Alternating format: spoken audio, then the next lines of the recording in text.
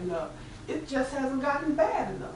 It just has not gotten bad enough. And I couldn't even begin to tell you what bad enough really looks like. Because already we have high unemployment, high teen pregnancy. We've got all the negative stuff. I honestly don't know how much worse it could get before finally someone will say, okay, enough is enough. Let's jump on this solution. Let's try to move this forward. Doesn't matter who came up with the idea. Let's just jump on board so we can get something going, so we can see some changes. And we haven't seen change. I think if we could see some real additional major changes, when I say we haven't seen change, it's been a while. It's been a while.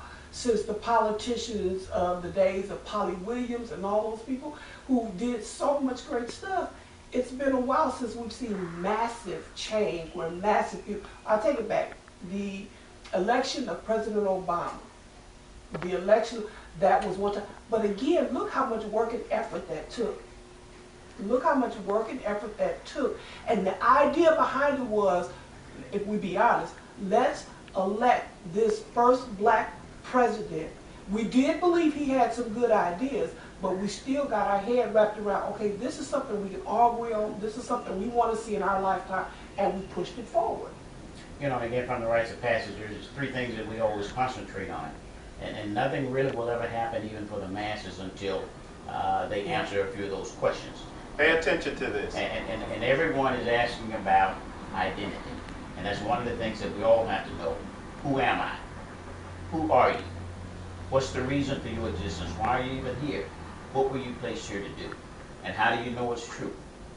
Everybody, if you don't know who you are and what it is that you're supposed to do, everybody will always come along and tell you what it is that you need to do, or what are you supposed to do. And if you don't know, you might listen to them.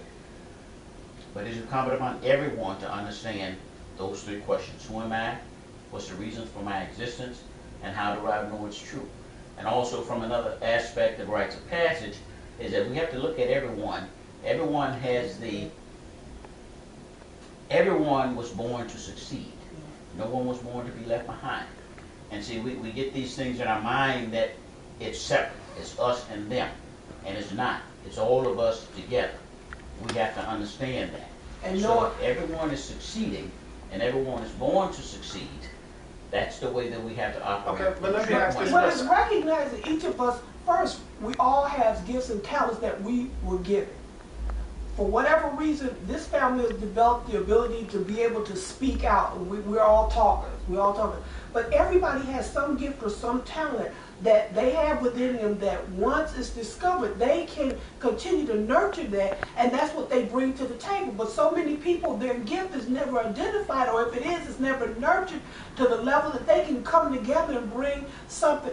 Everybody's not going to be a leader all the time. Everybody's not going to be a follower all the time. There are going to be different times in our lives where we're all going to interact differently. But we have to know what our own gift or talent is, nurture that, take that to a level where we can do something with it. But how do you do that? If you, Jared and I, and you enter in a system or an environment where that's not the name of the game. That's not the, because some people may not know who they are. Mm-hmm. And quite honestly, and you mentioned it, where literally, given a past current environment, it's almost on a hatred level, where mm-hmm. you have, if you don't do what we right. want you to do, right. or you don't believe what we believe, you're not with us.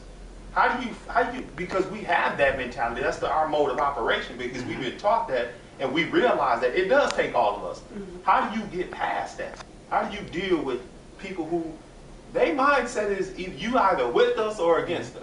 And you're not necessarily going to change that mindset, but you know what your belief is. All you can do is continue to operate from your belief and let your actions speak for your beliefs.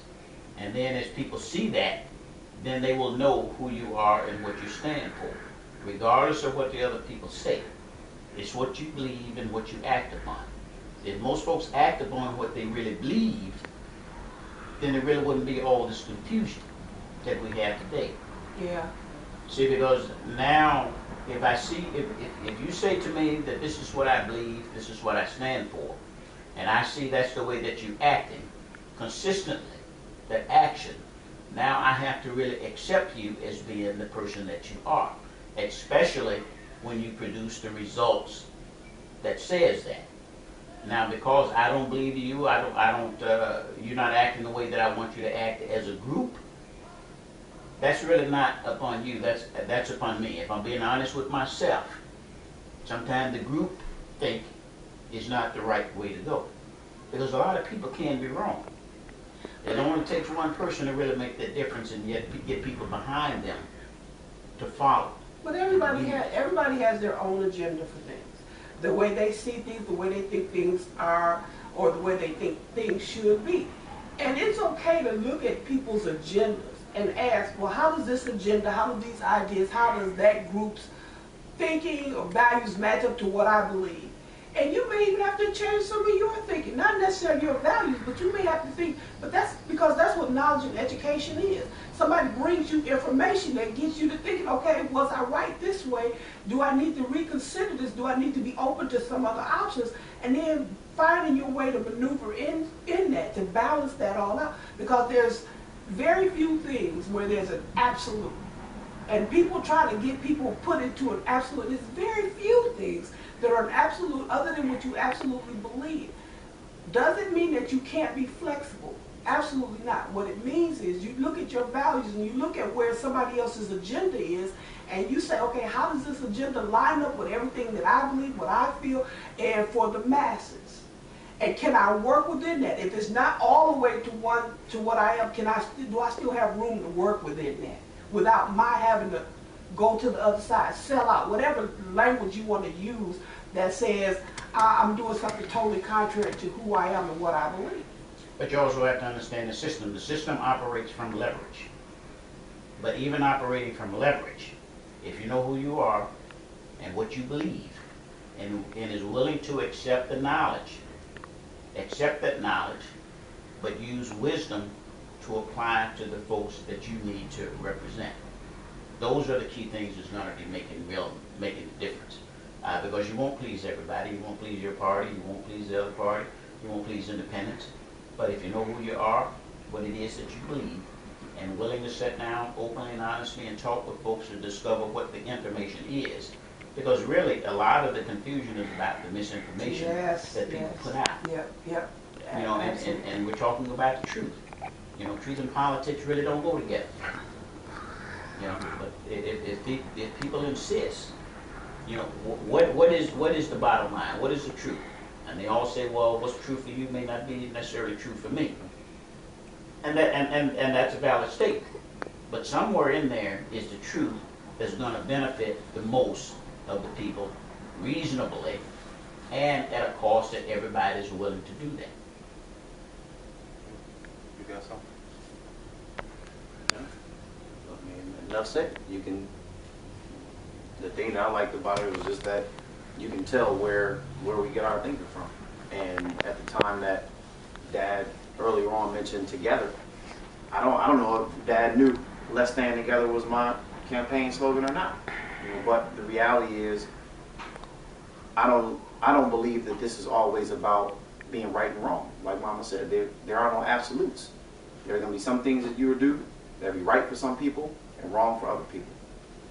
But the way that you can alleviate that is to say, how do I gather as much information as I can, so that whatever decision I make, somebody can follow along the information that I had and at least understand why I would make that decision. Even if they don't disagree, somebody can say, you know what, I don't like it, but I understand. And the more we separate the information that politicians have and that constituents have is the reason why you get the idea that politicians lie and all this kind of stuff. And I don't believe that politicians always lie or seek to deceive people, but there's a difference between how you make information available.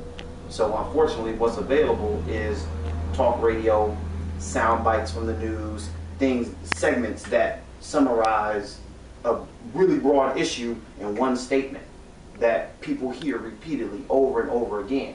And so when you present an issue, they're ready with their soundbite to say, well, you said this, you know, and you can show them all the information, and what they'll say back to you is the soundbite, because they're not going to read everything that is going on in it, and quite frankly, they shouldn't have to.